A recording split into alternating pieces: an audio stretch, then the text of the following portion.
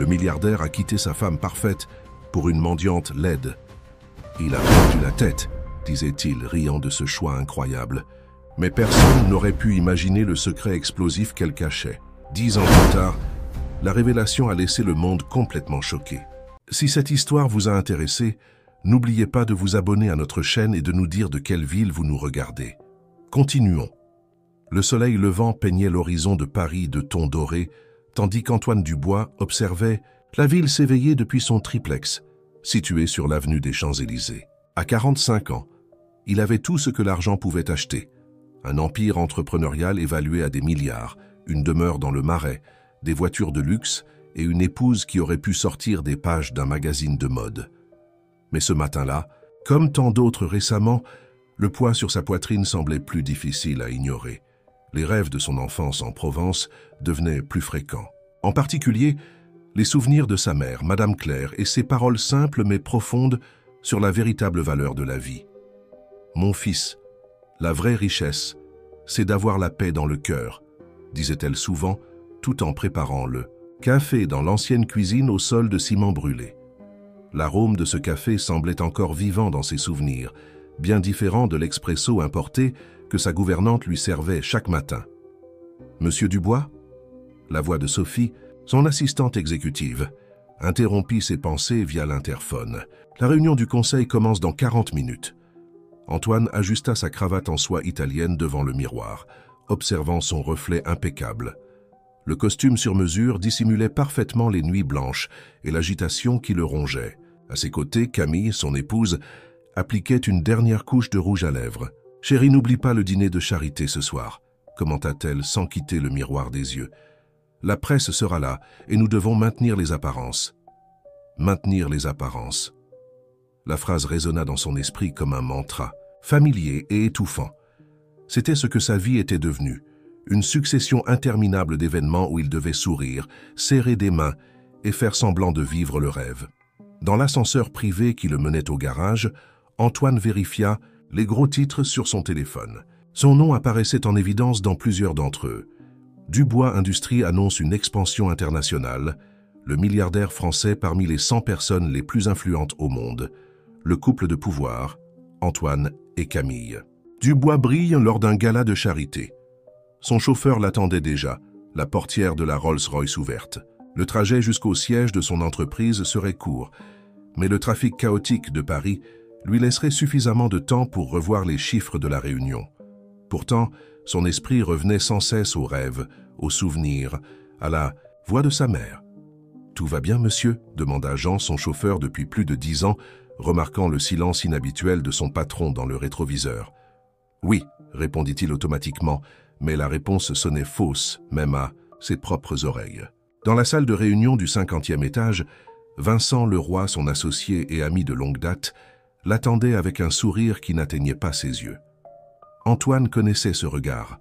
C'était le même qu'il voyait chaque matin dans le miroir. Prêt pour une nouvelle journée à convaincre de vieux riches qu'ils peuvent devenir encore plus riches, plaisanta Vincent, mais il y avait une note amère dans sa voix. La réunion se déroula comme des centaines d'autres avant elle. Antoine présenta des chiffres, des graphiques et des projections avec la précision d'un chef d'orchestre dirigeant son ensemble. Les actionnaires applaudirent, les conseillers approuvèrent et quelques millions supplémentaires furent ajoutés à la fortune de l'entreprise. Mais alors qu'il parlait d'acquisition et de fusion, une question ne cessait de résonner dans son esprit. Combien vaut une vie sans signification? En fin d'après-midi, alors qu'il descendait au garage, son téléphone vibra avec un message de Camille. « Ne sois pas en retard pour le dîner. Nous avons une annonce importante à faire. » Antoine savait de quoi il s'agissait. Sa femme le poussait depuis un moment à rendre public qu'il essayait d'agrandir la famille. Une performance de plus pour les caméras, un acte supplémentaire dans le théâtre qu'était devenu sa vie. La Rolls-Royce glissa doucement dans le trafic de l'après-midi et c'est alors que cela arriva. Au feu rouge du boulevard Haussmann, ses yeux croisèrent les siens. Une femme apparemment démunie tenait une pancarte usée demandant de l'aide. Mais ce ne furent pas ses vêtements simples ou sa situation qui attirèrent l'attention d'Antoine. Ce furent ses yeux. Des yeux qui semblaient porter toute la sagesse du monde et toute la douleur qui l'accompagne. Pendant un moment qui sembla une éternité, Ils se regardèrent à travers la vitre teintée de la voiture. Et à cet instant, quelque chose en Antoine changea irréversiblement. C'était comme si toutes les questions qui le tourmentaient depuis des mois avaient trouvé un point de convergence dans ce regard. Le feu restait rouge, et les secondes semblaient s'étirer, alors qu'Antoine ne parvenait pas à détourner les yeux de cette femme. Il y avait quelque chose dans sa posture qui contrastait totalement avec son apparence modeste, une dignité naturelle, une allure qui suggérait qu'elle avait connu des jours bien différents. « Jean, arrête la voiture !» ordonna Antoine, se surprenant lui-même. « Monsieur ?» hésita le chauffeur inquiet. En 15 ans de service, il n'avait jamais reçu une telle demande. « S'il te plaît, arrête. » La voix d'Antoine avait une urgence qui ne souffrait aucune objection. Lorsque la portière de la Rolls-Royce s'ouvrit, plusieurs passants tournèrent la tête, surpris de voir un homme en costume italien de grande valeur s'approcher de la femme sur le trottoir. De près, Antoine remarqua des détails que la vitre teintée avait cachés. Ses mains, bien que calleuses, avaient la délicatesse de quelqu'un qui avait autrefois accompli des travaux minutieux. Ses cheveux grisonnants étaient tirés en un chignon désordonné mais propre. « Bonsoir, dit-il, se sentant étrangement nerveux. Je ne sais pas exactement pourquoi je suis ici, mais... » « Parfois, nous n'avons pas besoin de savoir pourquoi, » répondit-elle avec une voix portant un léger accent qu'Antoine ne parvint pas à identifier. « Nous devons simplement suivre ce que nous ressentons. » La réponse le prit au dépourvu. Ce n'était pas ce qu'il s'attendait à entendre de la part de quelqu'un dans cette situation. « Je m'appelle Antoine, » se présenta-t-il, tendant la main. « Élodie, » répondit-elle, acceptant la poignée de main avec une fermeté qui le surprit à nouveau. Le feu de signalisation s'est ouvert et fermé plusieurs fois, pendant qu'ils discutaient, là même, sur le trottoir. Élodie parlait des gens qui passaient, faisant des observations étonnamment profondes sur leurs expressions, leurs hâtes, leurs préoccupations. La plupart courent après quelque chose, commenta-t-elle, mais peu savent exactement quoi. Antoine sentit un frisson. C'était exactement ce qu'il ressentait. « Laissez-moi vous aider, » dit-il soudainement. « Je peux vous trouver un endroit où rester, des vêtements, de la nourriture. Et pourquoi feriez-vous cela ?»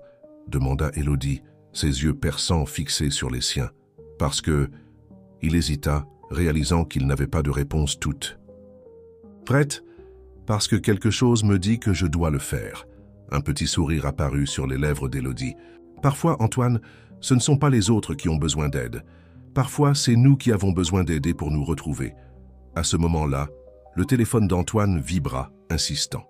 C'était Camille, probablement demandant pourquoi il n'était pas encore rentré pour se préparer pour le dîner de charité. « Je dois y aller, » dit-il à contre-cœur, « mais j'aimerais continuer notre conversation.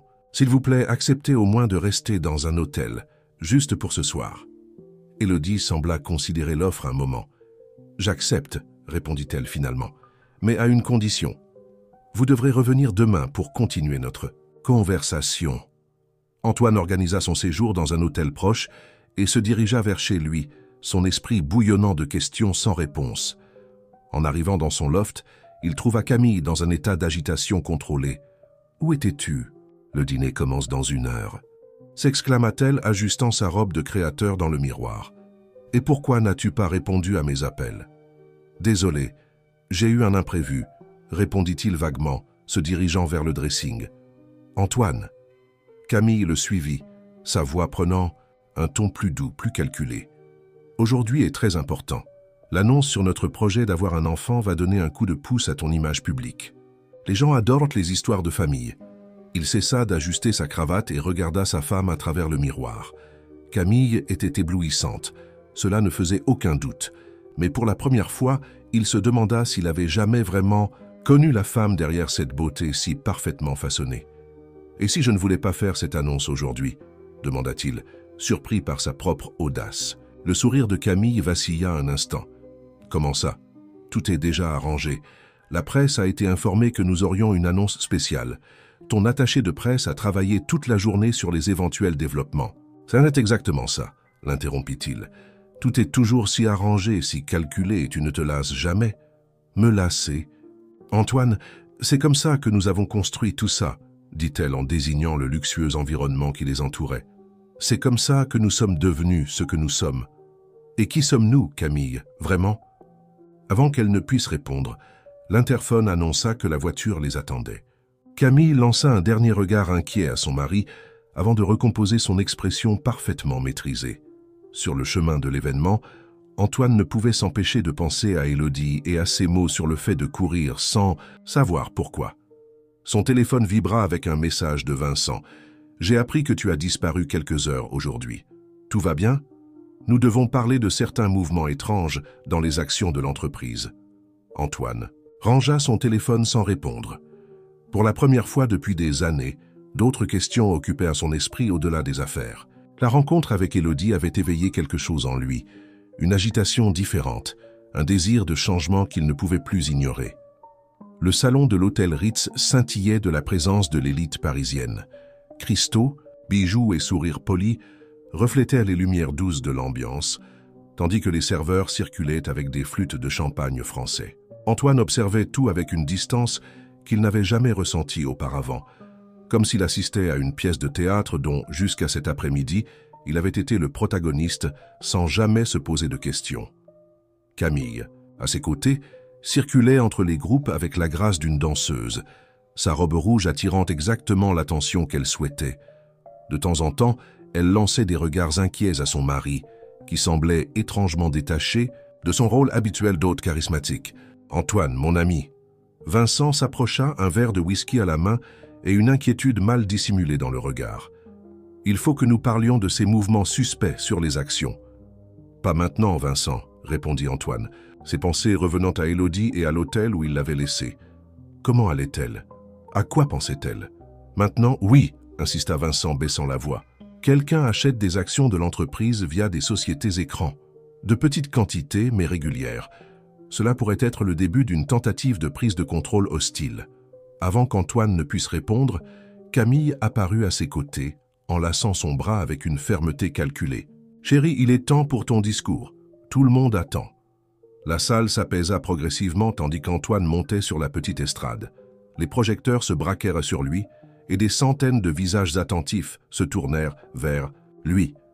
Son attaché de presse, discrètement positionné près de l'estrade, fit un geste indiquant l'enveloppe contenant le discours préparé à l'avance. Antoine prit l'enveloppe, regarda les mots soigneusement choisis et sentit une vague de nausée l'envahir. Chaque phrase avait été méticuleusement construite pour renforcer son image, pour alimenter la narration du couple parfait sur le point de franchir une nouvelle étape dans leur histoire à succès. « Bonsoir », commença-t-il, laissant de côté l'enveloppe. Camille, réalisant qu'il s'écartait du script, se tendit visiblement. Aujourd'hui, quelque chose d'extraordinaire s'est produit. Un murmure parcourut la salle. Ce n'était pas le discours attendu sur le projet d'expansion de l'entreprise ou sur les plans familiaux. J'ai rencontré quelqu'un qui m'a fait remettre en question tout ce que nous avons construit. Pas nos immeubles ou les chiffres sur nos comptes bancaires, mais le sens de tout cela. Il fit une pause observant les visages perplexes dans l'auditoire. Combien d'entre nous savent vraiment qui nous sommes sous les vêtements de luxe et les sourires répétés? Camille avait déjà abandonné sa posture élégante et gesticulait frénétiquement vers l'attaché de presse, qui semblait sur le point de faire une crise de nerfs. « Antoine !» tenta d'intervenir Vincent, montant sur l'estrade. « Je pense que tu as besoin de te reposer, mon ami. Le stress des derniers contrats. »« Je suis parfaitement lucide, Vincent, » l'interrompit Antoine d'une voix ferme. « En fait, pour la première fois depuis des années, je vois les choses clairement. » C'est alors qu'une silhouette inattendue apparut à l'entrée de la salle. Élodie, toujours vêtue simplement, mais avec une dignité qui faisait paraître les tenues luxueuses autour d'elle comme des costumes de carnaval. Les gardes hésitèrent, clairement désorientés sur la manière de gérer la situation. « Comment? Est-elle entrée ici ?» chuchota Camille, horrifiée au chef de la sécurité. Élodie marcha calmement parmi les invités, qui s'écartaient comme si elle était faite de lumière. Ses yeux rencontrèrent ceux d'Antoine, et un sourire doux se forma sur ses lèvres. « Mesdames et messieurs, » poursuivit Antoine, sa voix maintenant chargée d'une émotion sincère que personne n'avait l'habitude de voir. « Je vous présente la personne qui m'a aujourd'hui appris plus sur la vraie valeur que toutes mes leçons d'économie. Le chaos qui s'ensuivit fut maîtrisé uniquement par la curiosité collective. » Camille, abandonnant toute prétention de retenue, monta sur scène. « Antoine, tu as perdu la raison ?» Pense à ce que tu fais à notre image. Notre image, répéta-t-il, amer. Ça a toujours été ça, n'est-ce pas? L'image parfaite, la vie parfaite, le couple parfait. Tout un grand spectacle.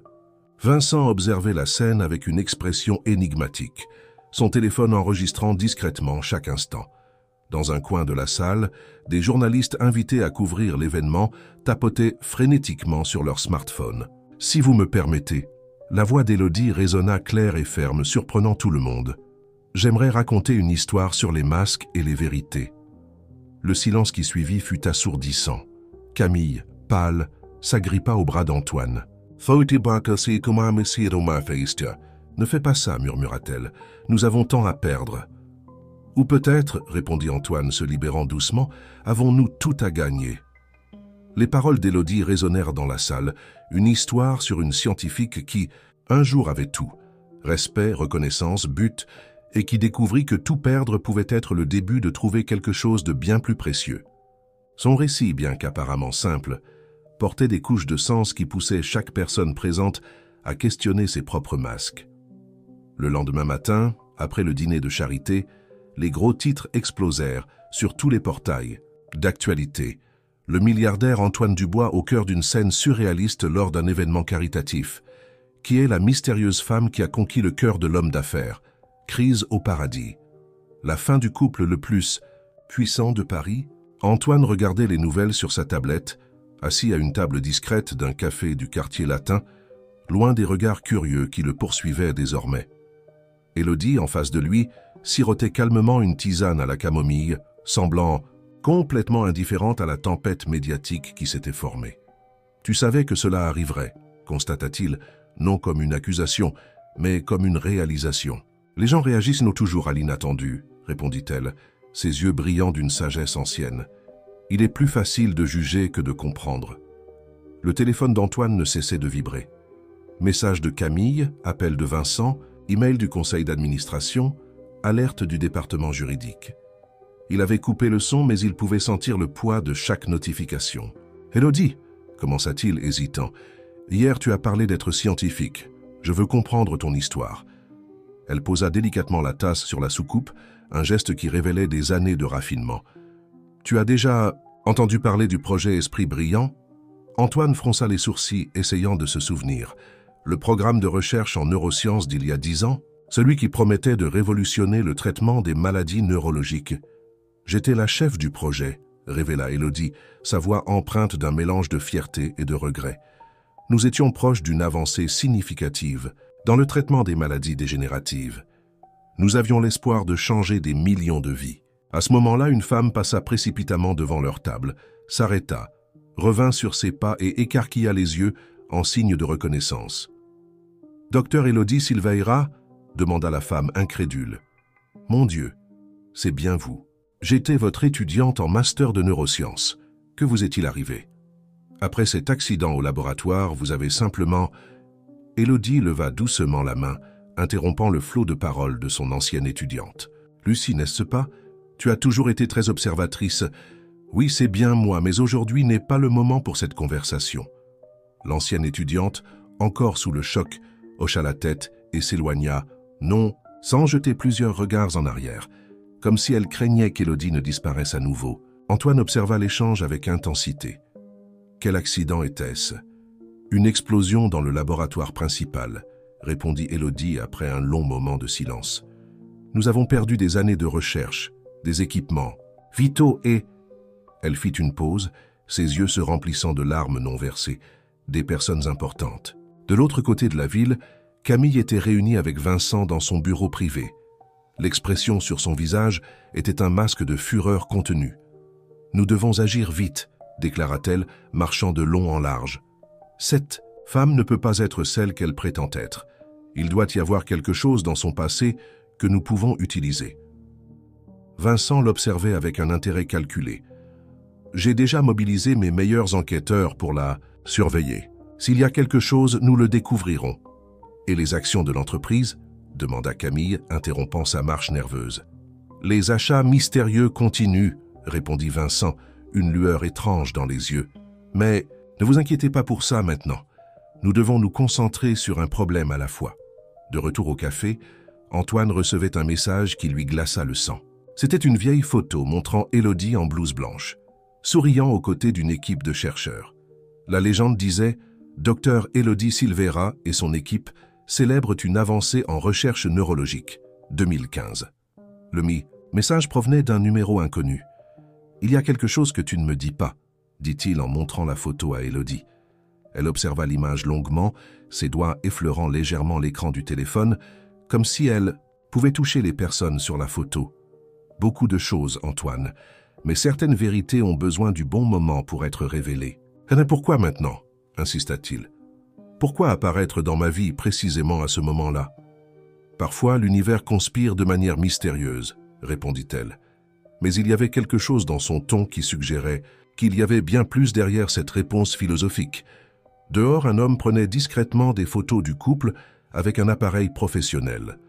Son téléphone vibra avec un message de Vincent. « Continuez de les surveiller. Je veux connaître chacun de leurs mouvements. » Pendant ce temps, dans la salle du conseil de Dubois Industries, une réunion d'urgence était convoquée. Les conseillers les plus anciens exprimaient leur inquiétude face au comportement erratique du PDG, tandis que d'autres commençaient à remettre en question sa capacité à diriger. La valeur des actions a chuté de 3%, rien que ce matin, argumentait l'un des conseillers. Nous ne pouvons pas permettre qu'une crise personnelle affecte des milliers d'investisseurs. Antoine, inconscient de ses mouvements, continuait sa conversation avec Élodie. Chaque réponse d'elle suscitant 2 nouvelles questions. C'était comme essayer de résoudre un puzzle dont les pièces changèrent de forme à chaque instant. La salle de réunion au dernier étage de Dubois Industries bouillonnait de tension. Antoine, assis à la tête de la table, faisait face à des regards oscillants entre l'inquiétude et la désapprobation.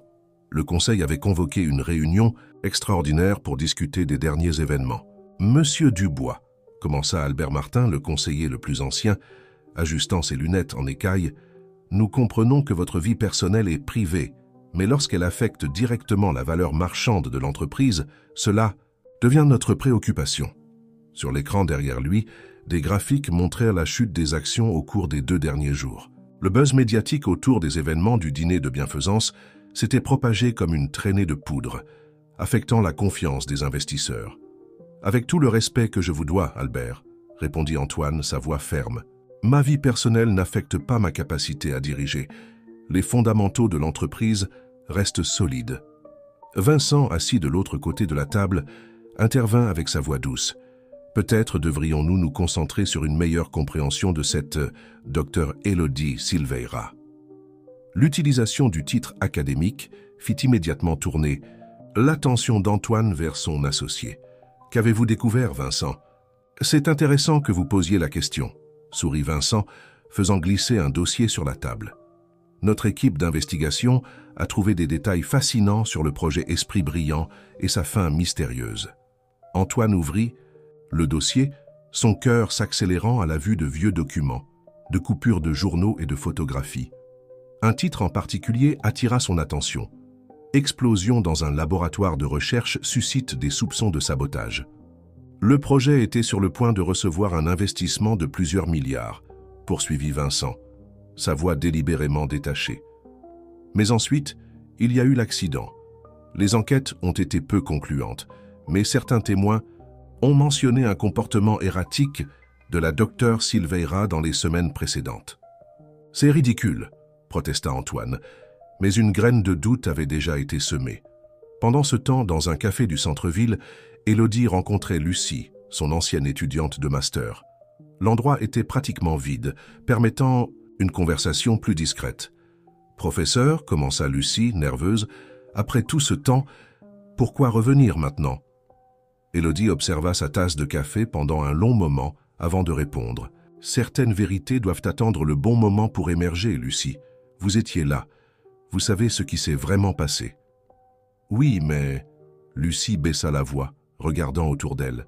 « Ces documents que vous m'avez demandé de garder, je les ai toujours, tous. » Les yeux d'Élodie brillèrent. « Vous les avez gardés en sécurité toutes ces années, comme promis.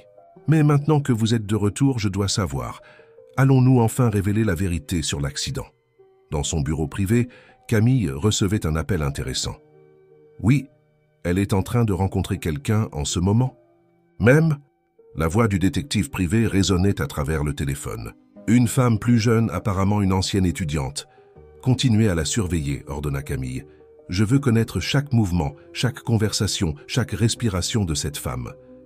Après avoir raccroché, elle ouvrit son ordinateur portable et tapota rapidement un email à son avocat.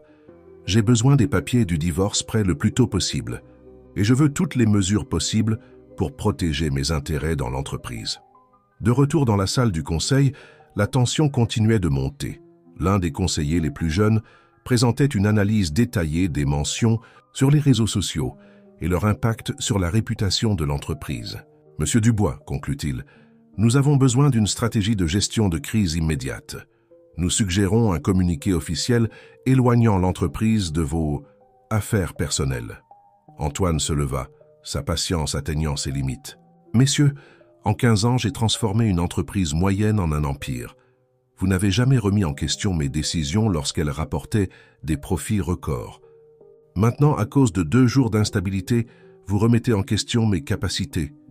Ce n'est pas seulement ça, Antoine, intervint Vincent, sa voix maintenant chargée d'une apparente inquiétude. Nous sommes inquiets pour vous. Cette femme apparaît de nulle part avec un passé trouble, et soudain vous êtes différent, prenant des décisions impulsives. Impulsives, rit Antoine sans humour. Pour la première fois, je suis honnête avec moi-même, Vincent. Et si cela vous dérange autant, peut-être que le problème ne vient pas de moi. À ce moment-là, son téléphone vibra avec un message d'Élodie. Nous devons parler, c'est... À propos de Vincent, il y a quelque chose que vous devez savoir. Antoine sentit un frisson parcourir son échine. Les pièces du puzzle commençaient à bouger à nouveau, formant une image qu'il ne parvenait pas encore à distinguer complètement. Le parc Ibirapuera était étonnamment vide cet après-midi nuageux. Antoine trouva Élodie assise sur un banc près du lac, observant les cygnes glisser paisiblement sur l'eau. Elle tenait une vieille chemise, ses mains légèrement tremblantes, trahissant son anxiété. « Tu n'as pas choisi cet endroit par hasard », commenta Antoine en s'asseyant à côté d'elle. « Non », confirma Élodie sans détourner les yeux du lac. « C'est ici que j'ai eu ma dernière réunion avec les investisseurs du projet Esprit Brillant, il y a 10 ans. » Antoine sentit le poids de cette révélation. Et Vincent faisait partie de ces investisseurs. Élodie se tourna enfin pour le regarder, ses yeux empreints d'un mélange de tristesse et de détermination. Pas officiellement, mais il était derrière tout ça, à travers des sociétés écrans. Elle ouvrit la chemise et commença à montrer de vieux documents, certains déjà jaunis par le temps. Lucie, mon ancienne élève, a gardé ses preuves pendant toutes ces années. Elle était mon assistante de recherche à l'époque et... « As-tu vu? Pourquoi n'as-tu jamais dénoncé ?» demanda Antoine, parcourant les papiers avec une inquiétude croissante. « Parce qu'il était trop puissant, Antoine. Et parce que... » Elle hésita. « Il a menacé des gens que j'aimais. Après l'accident, j'ai préféré disparaître, devenir invisible. » Pendant ce temps, dans le bureau de Vincent, une réunion secrète avait lieu. Camille était assise face à son bureau, sa posture tendue trahissant son anxiété.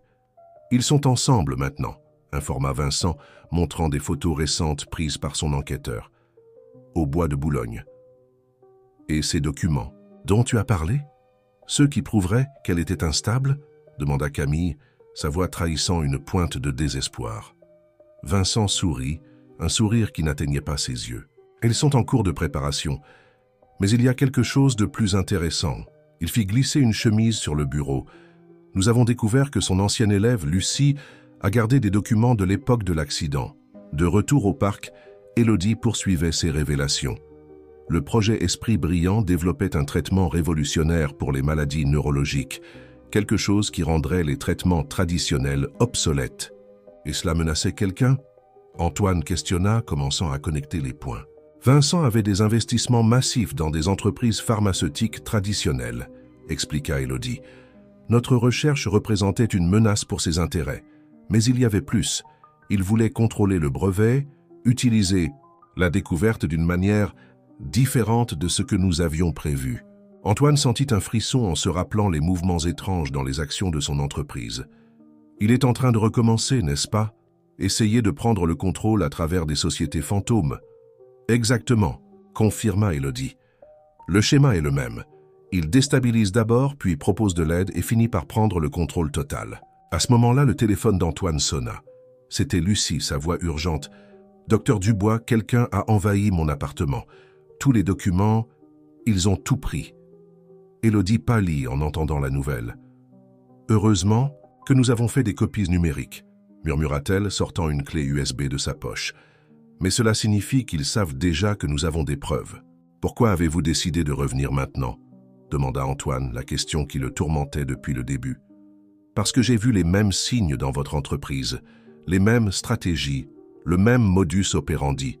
Je ne pouvais pas permettre qu'une autre personne vive ce que j'ai vécu. » Elle fit une pause, ses yeux se remplissant de larmes. « Et parce que j'ai enfin trouvé quelqu'un d'assez fort pour m'aider à exposer la vérité. » Dans le bureau de Vincent, le téléphone sonna. « Monsieur, nous avons trouvé les documents, mais... » hésita l'enquêteur. « Il semble qu'il existe des copies numériques. » Vincent frappa violemment sur la table, effrayant Camille. « Trouvez ces copies et intensifiez la pression sur le conseil.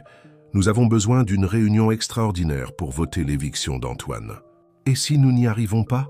demanda Camille, sa voix tremblant légèrement. « Il y a toujours un plan B, » répondit Vincent, son regard froid comme la glace. « Toujours. » De retour au parc, les premières gouttes de pluie commençaient à tomber. Antoine et Élodie s'abritèrent sous l'un des auvents du musée d'art moderne. « Nous devons agir vite, » décida Antoine, « mais avec intelligence. Vincent ne doit pas savoir que nous avons découvert son jeu. »« Il y a autre chose que tu dois savoir, » dit Élodie, sa voix presque un murmure. « À propos de Camille, avant. » Qu'elle ne puisse terminer sa phrase, son téléphone vibra avec un message anonyme. Certains secrets doivent rester enterrés. Réfléchis bien à ce que tu vas faire. Le ciel de Paris s'était complètement assombri, et la pluie tombait maintenant avec force sur la ville. Élodie et Antoine restaient abrités sous l'auvent du musée, la clé USB contenant les preuves bien en sécurité entre eux. « Que sais-tu de la façon dont tu as rencontré Camille ?» demanda Élodie, sa voix soigneusement mesurée. Antoine fronça les sourcils, se remémorant. « C'était lors d'un événement caritatif, il y a 6 ans. Elle travaillait dans la collecte de fonds pour des causes sociales. »« Non, » l'interrompit doucement Élodie. « C'est ce qu'ils t'ont fait croire. En réalité, Camille était l'une des consultantes engagées par Vincent pour le projet d'acquisition d'entreprise. » La révélation frappa Antoine comme un coup au ventre. Des flashs de souvenirs commencèrent à prendre sens. Les rencontres, apparemment fortuites, son intérêt pour ses affaires, son insistance à maintenir une image publique spécifique. « Alors notre mariage a été stratégiquement planifié, » compléta Élodie avec regret dans la voix. « Vincent avait besoin de quelqu'un dans ta vie, quelqu'un qui puisse influencer tes décisions sans éveiller les soupçons. » De l'autre côté de la ville, Camille était dans son dressing, rangeant méthodiquement des documents dans un dossier. Son téléphone sonna. C'était Vincent. « Les avocats sont prêts, » l'informa-t-il. « Demain, nous présenterons au conseil les preuves de l'instabilité émotionnelle d'Antoine. Avec la demande de divorce et les récentes manchettes, il sera facile d'argumenter qu'il n'est pas en état de diriger l'entreprise. »« Et Élodie ?» Camille demanda, sa voix tendue. « Elle en sait trop. »« Laisse-la moi, Vincent, » répondit avec un calme dérangeant. « Je l'ai déjà géré une fois, je peux le refaire. » Pendant ce temps, Lucie travaillait frénétiquement sur son ordinateur portable dans un café discret. Ses mains volaient sur le clavier, tandis qu'elle organisait des années de preuves numérisées. « Docteur », murmura-t-elle pour elle-même, regardant une vieille photo où elle apparaissait aux côtés d'Élodie dans le laboratoire. « Cette fois, ils ne gagneront pas. » De retour au musée, Antoine digérait les révélations. « Pourquoi ne m'as-tu pas dit cela plus tôt ?»« C'est parce que je devais en être sûr, » expliqua Élodie. « Et parce que je voulais que tu vois par toi-même qui est vraiment Camille. Si je t'avais tout dit au début, tu ne m'aurais pas cru. » Antoine prit son téléphone et commença à rechercher d'anciennes actualités sur les acquisitions d'entreprises. Là se trouvaient les schémas. Des entreprises frappées par des crises de réputation soudaines, des chutes inexplicables de leurs actions, et toujours Vincent apparaissant comme le sauveur, achetant tout pour une fraction de leur valeur réelle. « Mon Dieu !» murmura-t-il. « Combien d'entreprises a-t-il détruites ainsi ?»« 12 en 15 ans, » répondit Élodie. Le projet Esprit Brillant était différent seulement parce que ce n'était pas une entreprise établie. mais une recherche qui menaçait ses autres investissements. À ce moment-là, le téléphone d'Antoine vibra avec un message du président du conseil. Réunion extraordinaire demain, 8 heures. Ordre du jour. Vote pour votre suspension temporaire. Je vous conseille d'amener vos avocats. Ils agissent plus vite que prévu, constata Élodie inquiète. Car non. Antoine sourit pour la première fois depuis des heures. Ils font exactement ce que nous voulons. La réunion du conseil est l'endroit parfait pour tout révéler. Dans son bureau, Vincent reçut un appel inquiétant.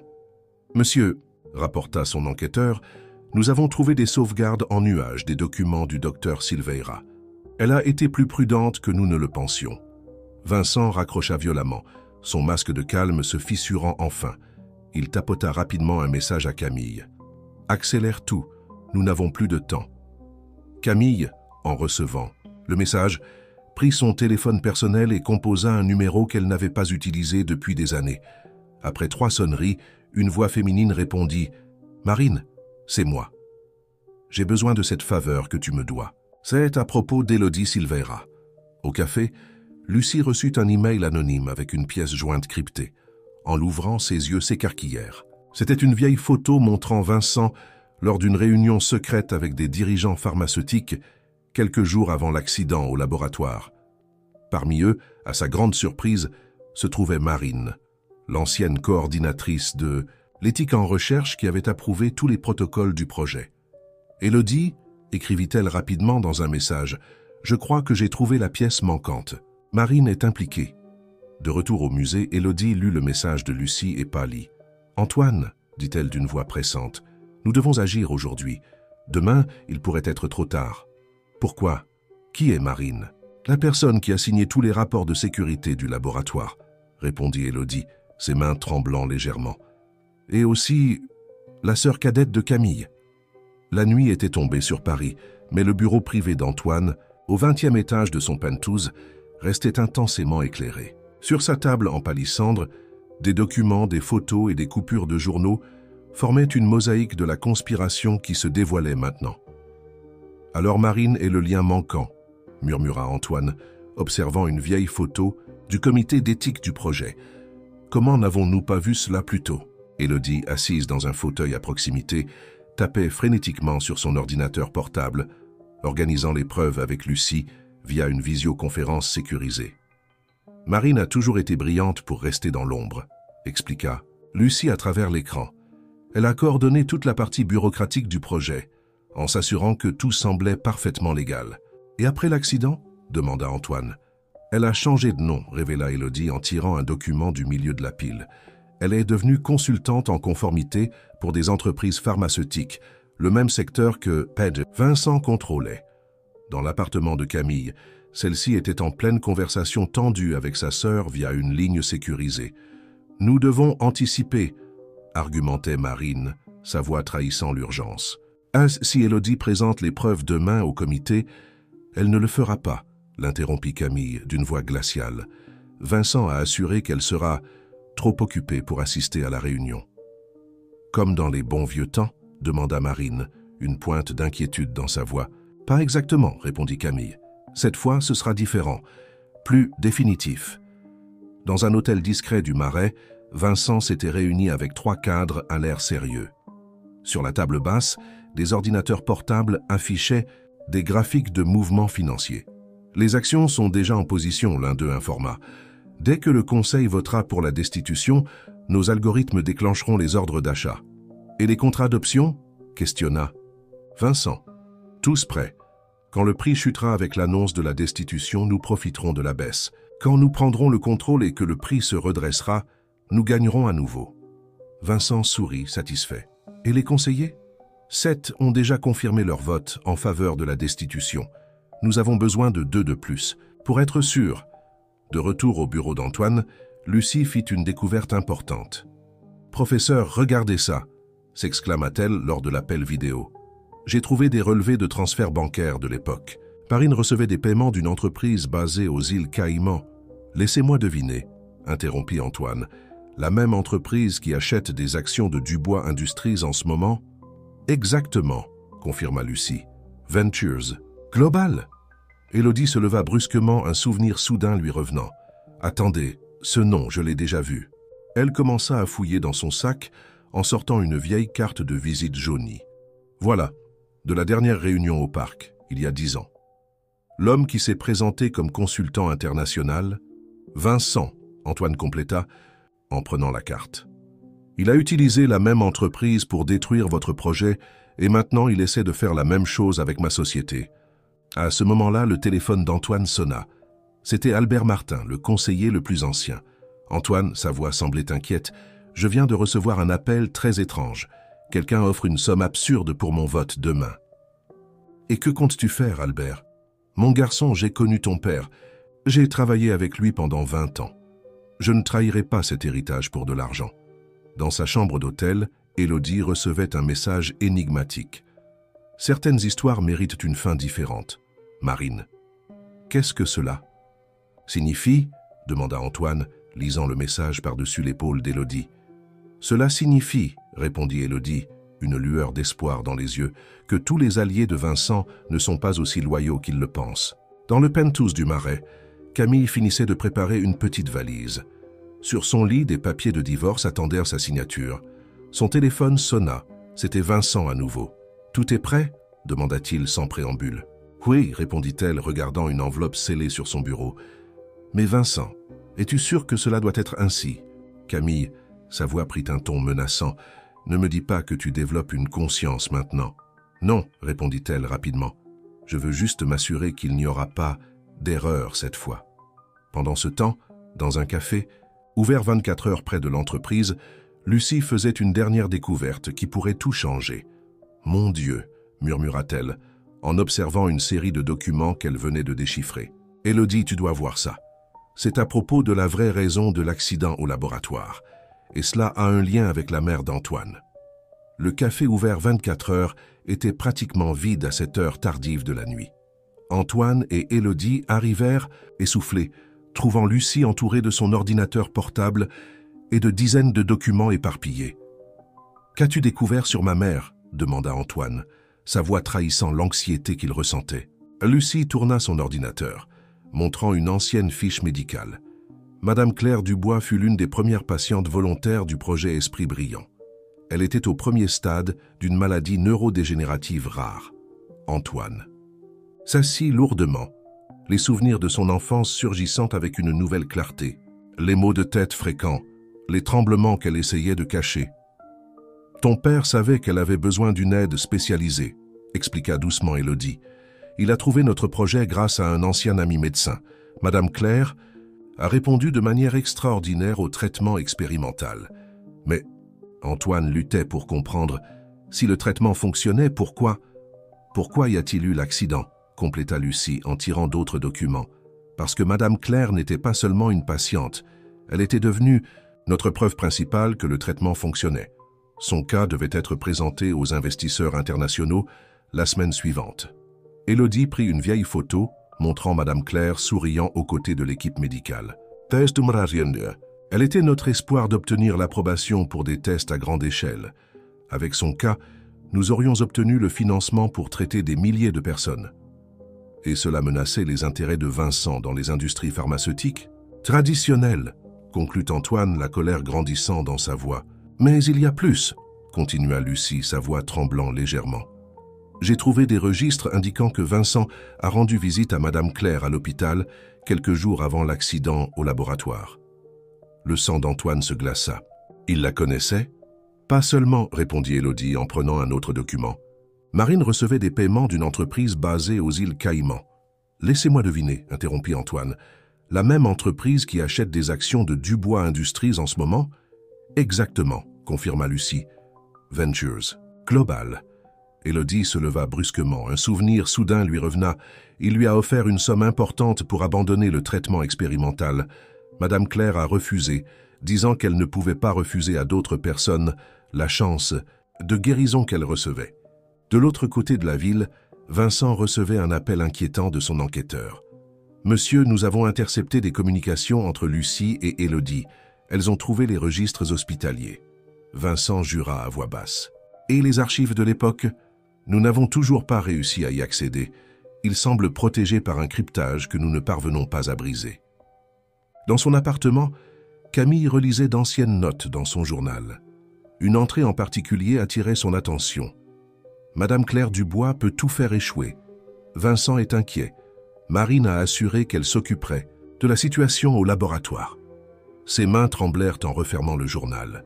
10 ans de secrets, de mensonges et de manipulations commençaient à peser sur sa conscience. De retour au café, Antoine absorbait chaque nouvelle révélation avec un mélange de douleur et de détermination. Après l'accident, poursuivit Élodie, tous les dossiers du traitement ont été perdus. Du moins, c'est ce que nous avons cru.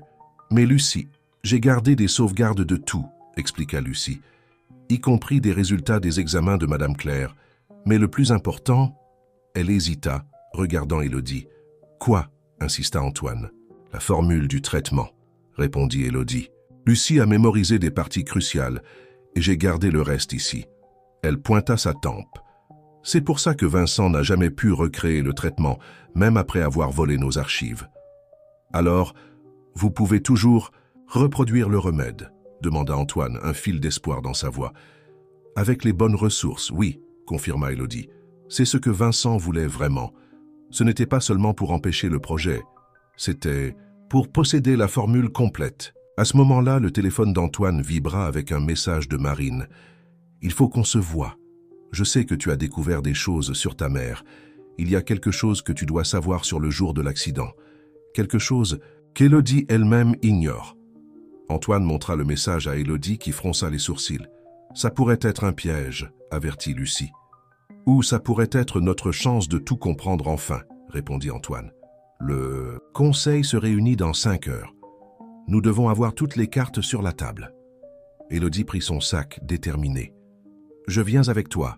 J'ai déjà trop perdu à cause de Vincent et de ses manipulations. Je ne le laisserai pas faire de mal à quelqu'un d'autre. »« Attendez, » appela Lucie, tournant une nouvelle fois son ordinateur portable. « Il y a autre chose que... Vous devez voir. Un email que Madame Claire a envoyé au comité d'éthique la veille de l'accident. Elle savait que quelque chose allait se passer. L'ancienne chapelle de l'hôpital des Cliniques restait ouverte, même à cette heure, avancée de la nuit. Marine avait choisi cet endroit pour la rencontre, et elle attendait maintenant nerveusement sur les bancs en bois, ses mains agitées, ajustant sans cesse la poignée de son sac. Antoine et Élodie entrèrent prudemment, leurs pas résonnants, dans le silence du lieu sacré. Marine se leva en les voyant, son visage révélant des années de culpabilité accumulées. « J'ai choisi cet endroit, » commença-t-elle d'une voix tremblante, « parce que c'est ici que ta mère venait prier chaque matin avant son traitement, Antoine. »« Comment peux-tu savoir ça ?» demanda Antoine, essayant de contrôler sa colère. « Parce que je l'accompagnais, » répondit Marine, des larmes commençant à perler dans ses yeux. « Je n'étais pas seulement la coordinatrice éthique du projet, Elle hésita. « Je suis devenue son amie. » Élodie observait la scène avec intensité. « Pourquoi nous dis-tu ça maintenant, Marine ?»« Parce que je n'en peux plus, » répondit-elle, sortant une enveloppe jaunie de son sac. « C'est le dernier email que j'ai reçu de Madame Claire. Elle l'a envoyé la nuit avant l'accident. » Antoine prit l'enveloppe avec des mains tremblantes. À l'intérieur, une lettre manuscrite de sa mère révélait des vérités longtemps enfouies. « Chère Marine, si tu lis ceci, cela signifie que mes soupçons étaient fondés. Vincent n'est pas celui qu'il prétend être, P.N.T. Attendez, ce nom, je l'ai déjà vu. » Elle commença à fouiller dans son sac en sortant une vieille carte de visite jaunie. « Voilà, de la dernière réunion au parc il y a 10 ans. L'homme qui s'est présenté comme consultant international, Vincent, Antoine. Aujourd'hui, il m'a de nouveau offert de l'argent, cette fois une somme encore plus importante. Non seulement pour abandonner le traitement, mais aussi pour convaincre Élodie de livrer la formule complète. Quand j'ai refusé, j'ai vu quelque chose dans ses yeux qui m'a effrayé.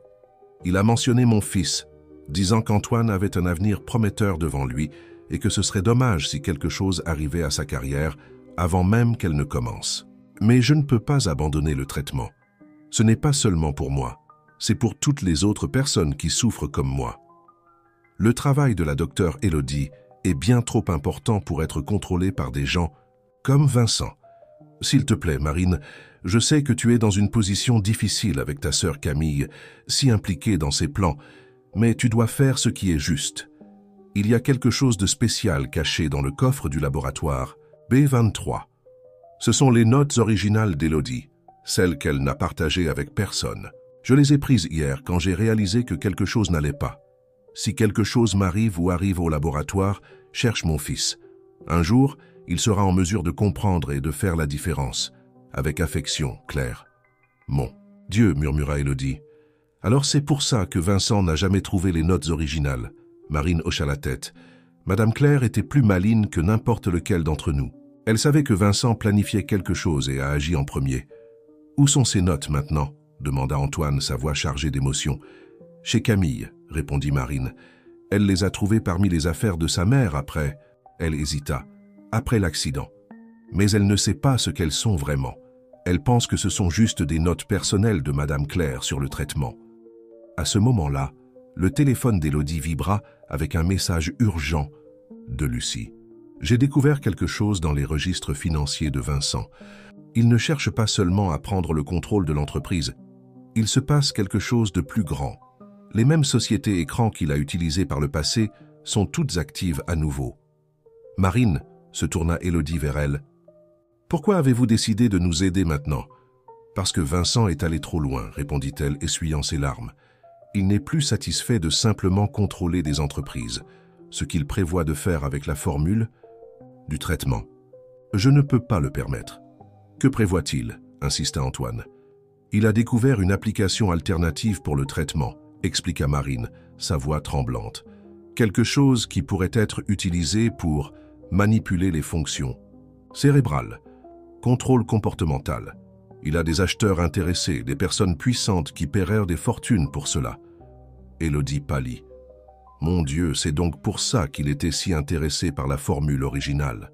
Nos garde-fous éthiques, les limites que nous avons imposées, il veut les supprimer. Un garde passa dans le couloir, faisant taire le groupe momentanément. Lorsque ses pas s'éloignèrent, Marine reprit plus bas. Camille ne connaît pas cette partie du plan. Elle pense que c'est juste une question d'argent et de pouvoir corporatif. Si elle savait, il faut lui parler, décida Antoine. Avant la réunion du conseil. Ce ne sera pas facile, avertit Marine. Vincent la contrôle depuis des années. Il connaît des secrets qui pourraient la détruire. Nous avons tous des secrets, répondit Élodie, une lueur déterminée dans les yeux. La question est, jusqu'à quand allons-nous les laisser contrôler nos vies? La cloche de la chapelle sonna 4 fois, leur rappelant que le temps était compté. Dans quelques heures, le conseil se réunirait pour décider de l'avenir de l'entreprise. Et peut-être bien plus encore.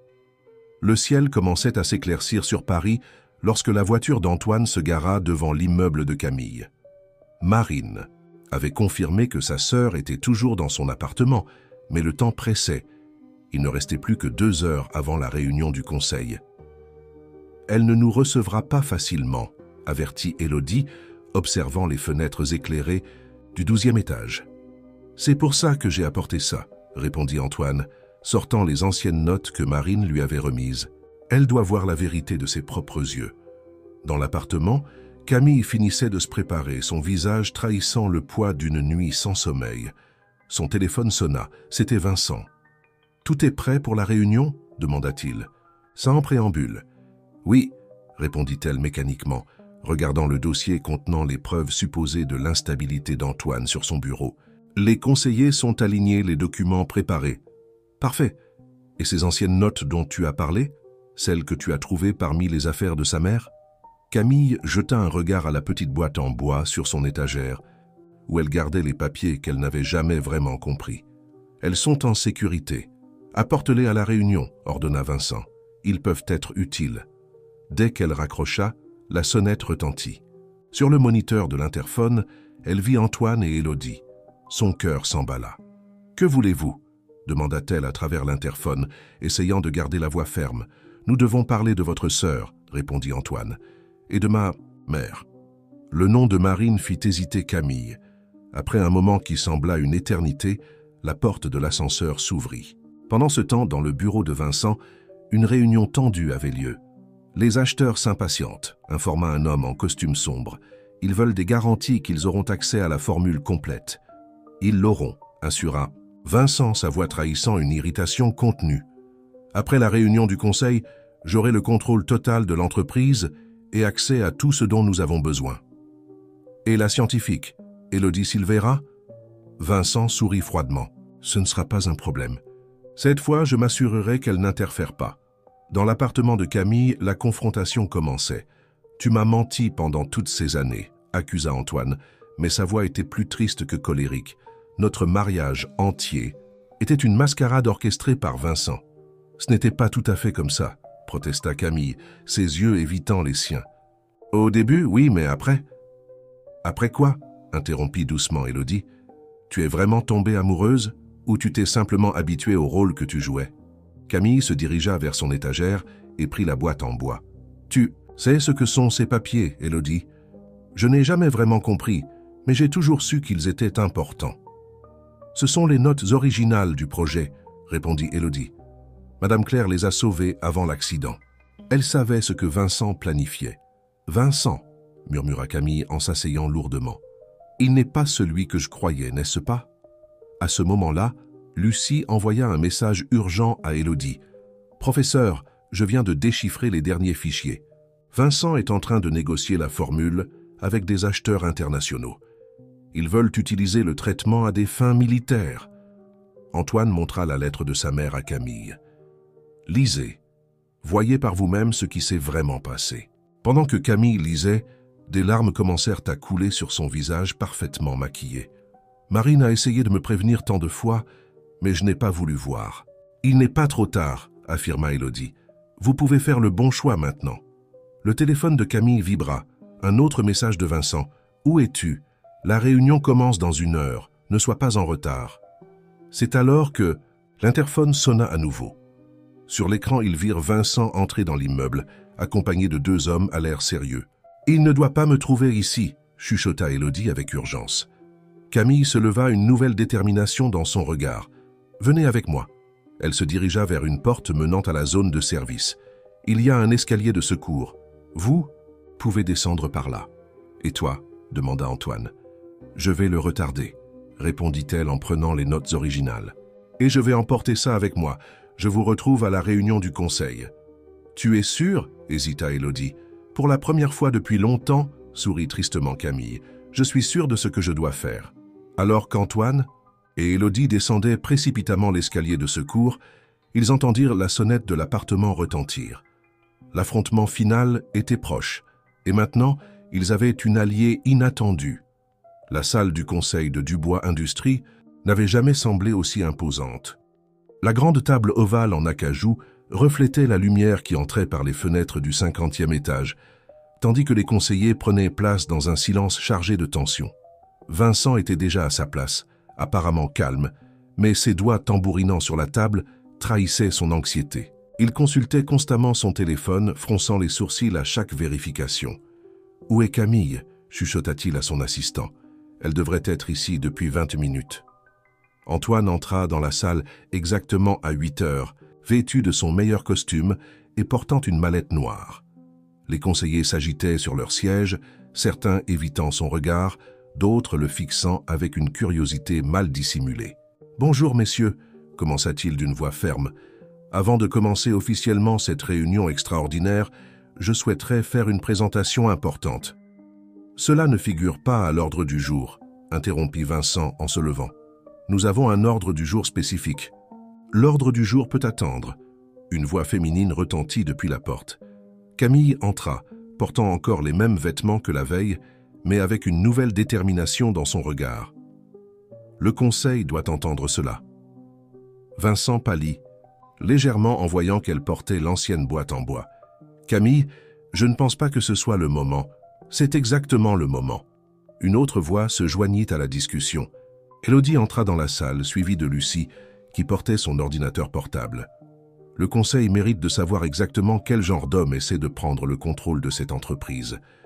Les conseillers commencèrent à murmurer entre eux, peu confus par la présence inattendue de tant de personnes. Albert Martin, le conseiller le plus ancien, se leva. « En tant que président du conseil, je permets que cette présentation soit faite, » déclara-t-il, ignorant les protestations de Vincent. « Il est temps que toute la vérité soit révélée. » Lucie connecta rapidement son ordinateur portable, au système de projection de la salle. Sur l'écran principal, des documents, des photos et des relevés bancaires commencèrent à apparaître.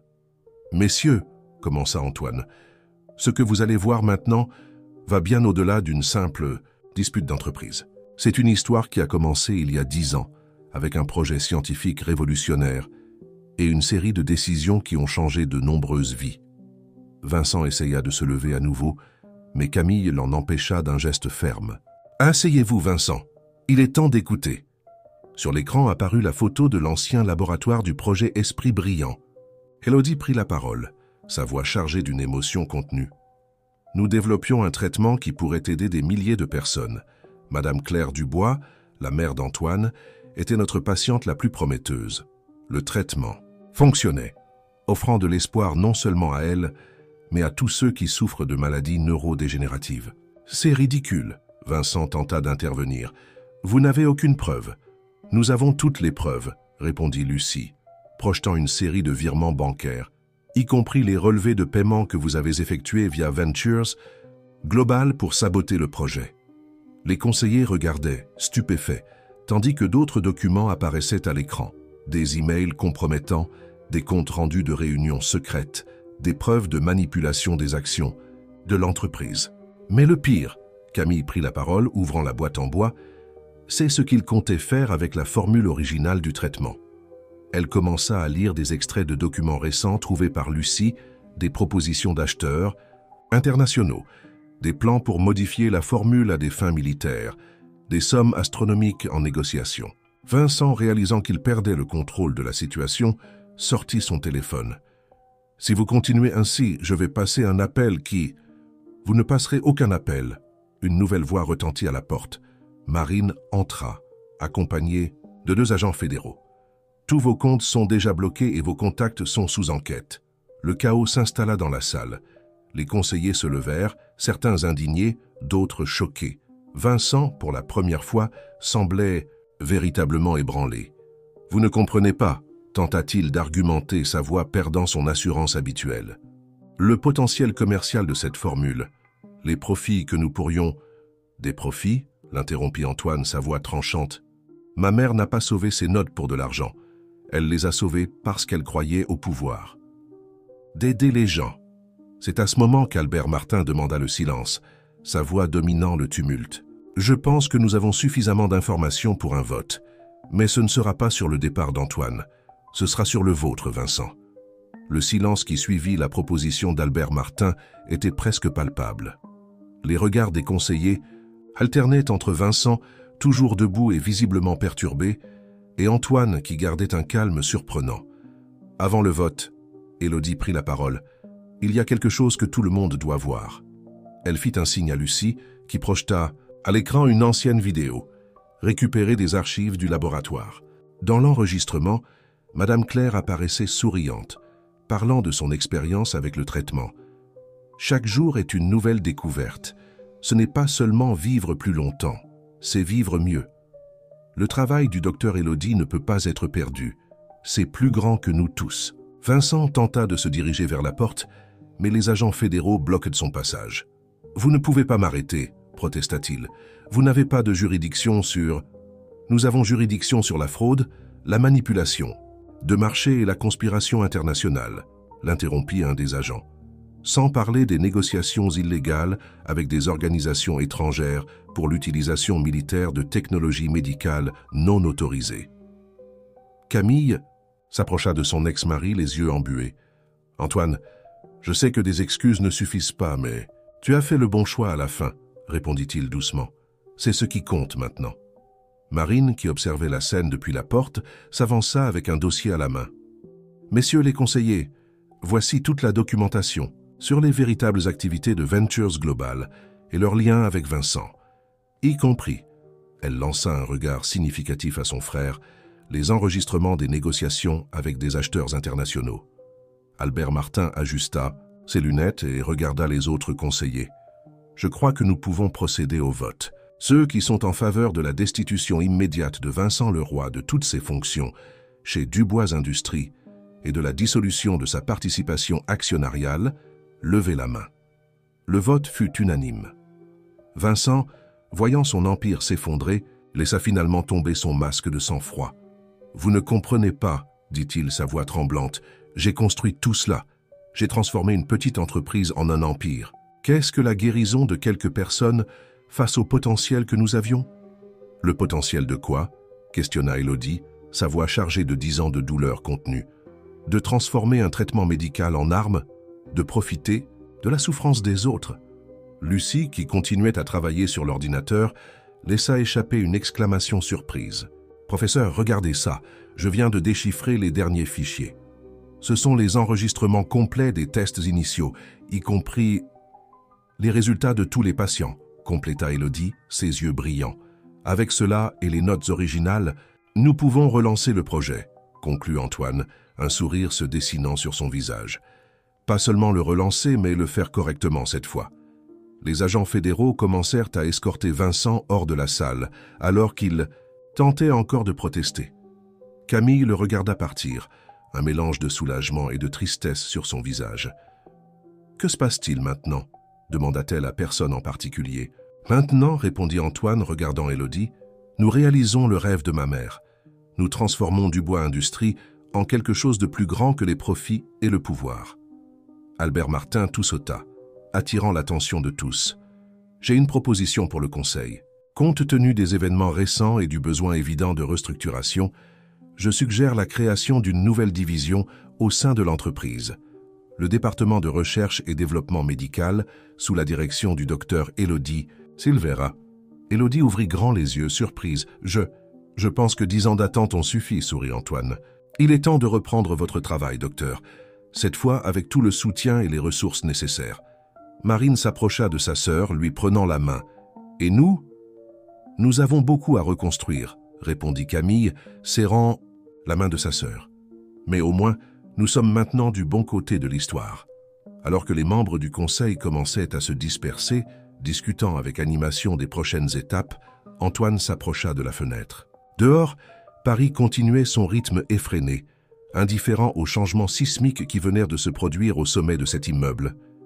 6 mois s'étaient écoulés depuis la dramatique réunion du Conseil, le nouveau centre de recherche. Madame Claire Dubois occupait désormais 3 étages entiers du bâtiment de l'entreprise, ses installations modernes brillant sous le soleil de l'après-midi parisien.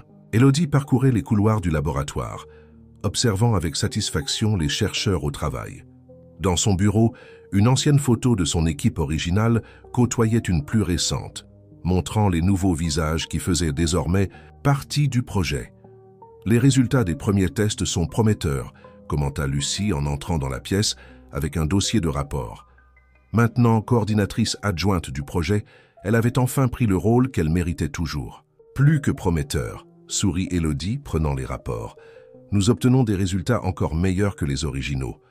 Et cette fois, tout se fait au grand jour, avec tous les protocoles éthiques. » De l'autre côté du bâtiment, Antoine Dubois terminait une visioconférence avec des investisseurs internationaux. Dubois Industries s'était transformé ces derniers mois, avec une nouvelle mission qui allait au-delà des profits. Les actions de l'entreprise, après une chute initiale, s'étaient rétablies et atteignaient désormais de nouveaux sommets. « Monsieur Dubois » appela sa nouvelle secrétaire. « Docteur Élodie est ici pour la réunion de 15 heures et... » Elle hésita. Madame Camille est également arrivée. Antoine hocha la tête, ajustant sa cravate. Les réunions du comité d'éthique, désormais présidées par Camille, étaient devenues un moment clé de cette nouvelle phase de l'entreprise. Après leur divorce, ils avaient trouvé un nouveau type de partenariat, basé sur le respect mutuel et un désir sincère de faire la différence. Dans la salle de réunion, Marine organisait l'ordre du jour. Son expérience passée servait désormais un but plus grand, s'assurer que toutes les recherches suivaient les normes éthiques les plus strictes. « Le premier groupe de patients commencera le traitement la semaine prochaine », annonça-t-elle. Une fois que tout le monde fut assis. « Nous avons déjà une liste d'attente considérable. »« Et les coûts ?» demanda Camille, son expérience en gestion désormais axée sur la rendre le traitement accessible. « La fondation que nous avons créée subventionnera les patients qui ne peuvent pas payer, » répondit Antoine. « Ma mère disait toujours que le savoir sans compassion n'a aucune valeur. » Élodie sourit en entendant ces mots. Sur le coin de son bureau, une photo de Madame Claire souriait sereinement, comme si elle approuvait chaque décision prise. « J'ai eu des nouvelles de Vincent », commenta Marine doucement. Le procès commencera le mois prochain. Un bref silence s'installa dans la pièce.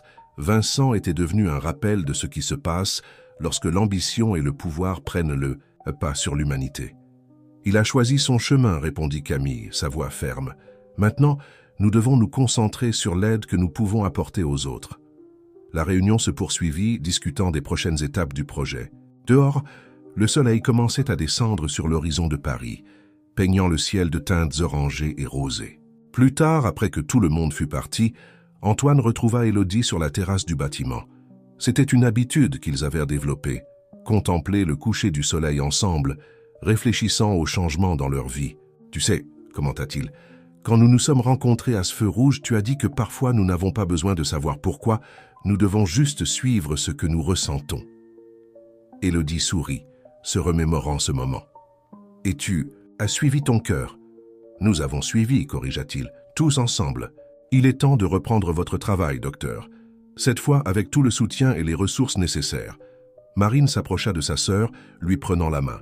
« Et nous avons beaucoup à reconstruire, » répondit Camille, serrant la main de sa sœur. « Mais au moins, nous sommes maintenant du bon côté, regarde où cela nous a menés. » À l'horizon, les lumières de la ville commençaient à s'allumer, créant un tapis d'étoiles terrestres. Quelque part en bas, d'autres vies étaient en train de se transformer, d'autres histoires commençaient. « Ta mère serait fière, » dit Élodie doucement, « pas seulement du centre de recherche, mais de la personne que tu es devenue. » Antoine sentit ses yeux s'embuer. « Tu sais ce qui est drôle? Pendant des années, j'ai cru que le succès signifiait avoir plus d'argent, plus de pouvoir, plus de statut. Mais elle a toujours essayé de me montrer que le vrai succès, c'est d'être plus. Et maintenant je comprends ce qu'elle voulait dire, dit-il en souriant, regardant la ville. Ce n'est pas ce que nous avons accompli, mais les vies que nous avons touchées, les changements que nous avons provoqués. Dans le laboratoire en dessous, les lumières restaient allumées, les chercheurs travaillant sans relâche. Dans les couloirs de l'hôpital voisin, les patients attendaient avec un espoir renouvelé. Et à chaque coin de rue de la ville, des gens ordinaires vivaient leur vie, inconscients que bientôt, leurs histoires pourraient être transformées par un projet né de l'amour d'une mère, de la détermination d'une scientifique et du courage d'un homme à remettre en question tout ce qu'il croyait savoir. « Le soleil se lève toujours », murmura Élodie, répétant les mots qu'elle avait dits à Antoine lors de leur première rencontre, même après la nuit la plus sombre. « Et avec lui, » compléta Antoine, « la chance de recommencer, de faire mieux, d'être meilleur. » La nuit tombait sur Paris, mais dans les laboratoires de Dubois Industries, la lumière de l'espoir continuait de briller, plus forte que jamais. Thé de l'histoire.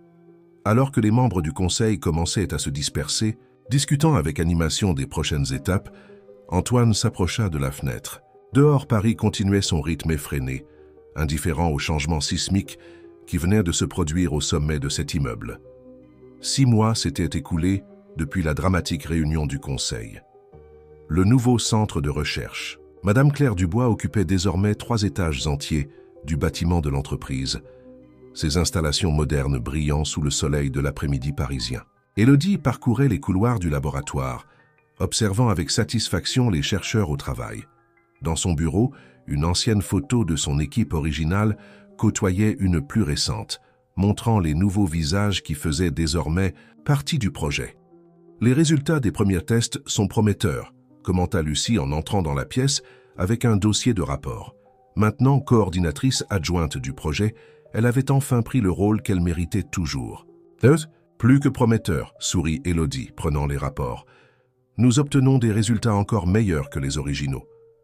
Et cette fois, tout se fait au grand jour, avec tous les protocoles éthiques. » De l'autre côté du bâtiment, Antoine Dubois terminait une visioconférence avec des investisseurs internationaux. Dubois Industries s'était transformé ces derniers mois, avec une nouvelle mission qui allait au-delà des profits. Les actions de l'entreprise, après une chute initiale, s'étaient rétablies et atteignaient désormais de nouveaux sommets. « Monsieur Dubois » appela sa nouvelle secrétaire. « Docteur Élodie est ici pour la réunion de 15 heures et... » Elle hésita. Madame Camille est également arrivée. Antoine hocha la tête, ajustant sa cravate. « Les réunions du comité d'éthique, désormais présidée par Camille, étaient devenus un moment clé de cette nouvelle phase de l'entreprise. Après leur divorce, ils avaient trouvé un nouveau type de partenariat, basé sur le respect mutuel et un désir sincère de faire la différence. Dans la salle de réunion, Marine organisait l'ordre du jour. Son expérience passée servait désormais un but plus grand: s'assurer que toutes les recherches suivaient les normes éthiques les plus strictes. Le premier groupe de patients commencera le traitement la semaine prochaine, annonça-t-elle. Une fois que tout le monde fut assis, nous avons déjà une liste d'attente considérable. Et les coûts? Demanda Camille, son expérience en gestion désormais axée sur la rendre le traitement accessible. La fondation que nous avons créée subventionnera les patients qui ne peuvent pas payer, répondit Antoine. Ma mère disait toujours que le savoir sans compassion n'a aucune valeur. Élodie sourit en entendant ces mots. Sur le coin de son bureau, une photo de Madame Claire souriait sereinement, comme si elle approuvait chaque décision prise.